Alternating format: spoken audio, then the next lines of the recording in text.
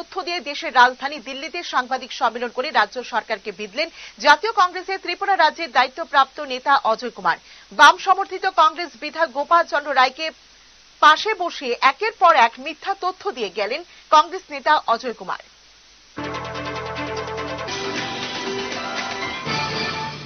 মিথ্যা ও ভিত্তিহীন তথ্য দিয়ে দেশের রাজধানী দিল্লিতে সাংবাদিক সম্মেলন করে রাজ্য সরকারকে বিঁধলেন জাতীয় কংগ্রেসের ত্রিপুরা রাজ্যের দায়িত্বপ্রাপ্ত নেতা অজয় কুমার। বাম সমর্থিত কংগ্রেস বিধায়ক গোপাল চন্দ্র রায়কে পাশে বসিয়ে একের পর এক মিথ্যা তথ্য দিয়ে গেলেন কংগ্রেস নেতা অজয় কুমার। মঙ্গলবার দুপুর 2:30 নাগাদ বিশালগড়ে নাকি আক্রান্ত হয়েছেন কংগ্রেস বিধায়ক সুদীপ রায় বর্মন এবং প্রদেশ কংগ্রেস সভাপতি আশিস কুমার সাহা। এমনটাই বক্তব্য অজয় কুমারের, যা সম্পূর্ণ মিথ্যা ও ভিত্তিহীন।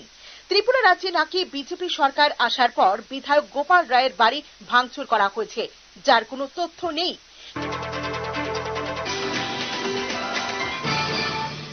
विशालगढ़ में कैंडिडेचर के लिए ये लोग नॉमिनेशन फाइल करने के लिए साथ में जा रहे थे और कैंडिडेट का सर बुरी तरह से फट गया है। आशीष के ऊपर, सुदीप जी के ऊपर हमले हो चुके हैं। उनकी स्थिति क्या है उसके बारे में अभी तक जानकारी नहीं मिली है, लेकिन काफी लोग जो है वहां पर एक महिला कैंडिडेट भी थी शिल्पी सरकार, उनके ऊपर भी हमला हुआ है, इस्लाम भाई और अन्य। तो आपको एक छोटा सा वीडियो हम दिखाना चाहते हैं, आप समझ जाएंगे कि ये असली जंगल राज जो इंडिया में जो भारतीय जनता पार्टी द्वारा की गई है, पूरे देश में जंगल राज है। बिहार में एक वरिष्ठ नेता का पिता की हत्या हो जाती है, मणिपुर में 221 लोग की मौतें हो जाती है, 60,000 लोग बेघर हो जाते हैं। हम जब उस स्टेट के प्रभारी थे, गोपाल रॉय साहब थे, जब हमला हुआ था तो ये हमारे साथ थे। कांग्रेस भवन को तोड़ दिया, सरिता का जो है कितने बार हुआ है सरिता के ऊपर हमला, और हम लोग सुरक्षित हैं। If you are a common worker in Tripura, the chances of you dying is extremely high. Hands are cut, houses are burned, hands are cut, chopped of.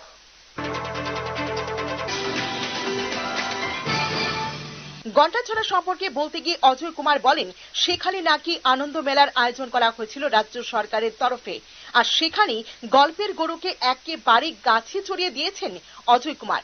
পরমেশ্বর নাকি সেই আনন্দ মেলার বিরোধিতা করায় তাকে হত্যা করা হয়েছে, যা সম্পূর্ণ ভিত্তিহীন।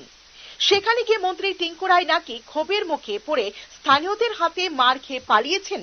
বাস্তব চিত্র হলো অন্যরকম। সেখানে গিয়ে মন্ত্রী সহ অন্যান্য শাসক দলের নেতারা পরিস্থিতি সামাল দেবার চেষ্টা করেছেন এবং তাতে সফল হয়েছেন।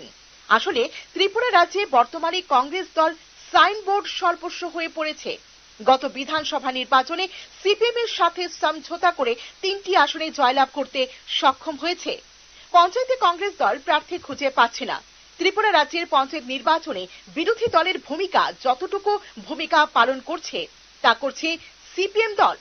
পরমেশ্বরের মৃত্যু কিভাবে হয়েছে তা এ রাজ্যের মানুষ ভালোভাবেই জানেন। সাইনবোর্ড সর্বস্ব কংগ্রেস নিজেদের সাংগঠনিক ব্যর্থতাকে অন্যদিকে ঘুরিয়ে দিতেই পঞ্চায়েত নির্বাচনের আগে মিথ্যার বেসাতি গাওয়া শুরু করে দিয়েছে কংগ্রেস নেতা অজয় কুমার। এই মিথ্যা ও ভিত্তিহীন কথাবার্তা রাজনীতিতে যে একেবারেই বেমানান, সেটা মনে করছে রাজনৈতিক মহল। Bureau report, headlines Tripura national.